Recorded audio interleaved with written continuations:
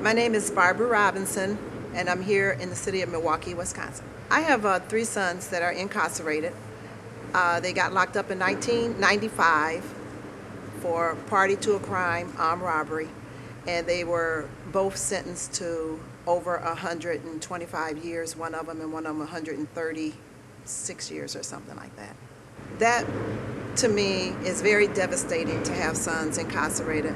I'm a retired police officer with the Milwaukee, and at the time I was on the police department, and when that happened, it took a lot out of me. At that time, I didn't know if I should quit my job, just was kind of lost. But I had a supervisor, a captain on the police department, and he called me into his office and he says, Officer Robinson, he said, this too shall pass. And I kept my head up, and I kept the faith, and I kept the hope, and I was able to retire. So now I've been retired for 9 years, and one of my sons will be home within the next month or so. So I have hope. I'm ecstatic. I'm gonna hold him. We already have plans. He wants to go out and eat, and he wants to visit the gravesite of my brother, who I lost 2 years ago. The first one in my family to pass away, so they lost an uncle since they've been incarcerated. When COVID came out, and you know yourself with us here, and we have some type of freedom, it was hard to say, the COVID, when you don't understand something and then you have to stay in your home and you just didn't know, uncertainties are always a concern. So with them being incarcerated and not hearing from them in a while, I was I was emotional, I was devastated. I'm like, I want to hear from them. And my concerns were, is there anyone in there, or how can they catch it?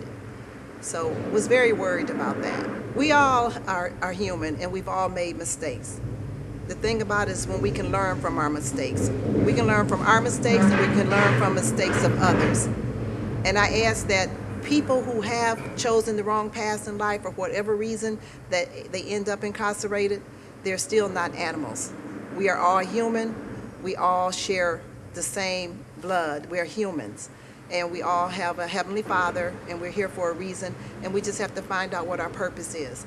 My thing is, treat everybody like you want to be treated, and that's part of the golden rule that we grew up on. What makes me smile is, although they may have made mistakes in the past, they've learned from their mistakes, and they've showed me, and they've grown up. They left at 17 and 18. They're 43 and 44 years old now.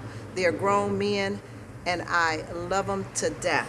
They have really grown. They have inspired me. They've kept me on the right track when I felt discouraged, and they've uplifted me. So I love that about them. They're strong young men. Never give up. Keep the faith.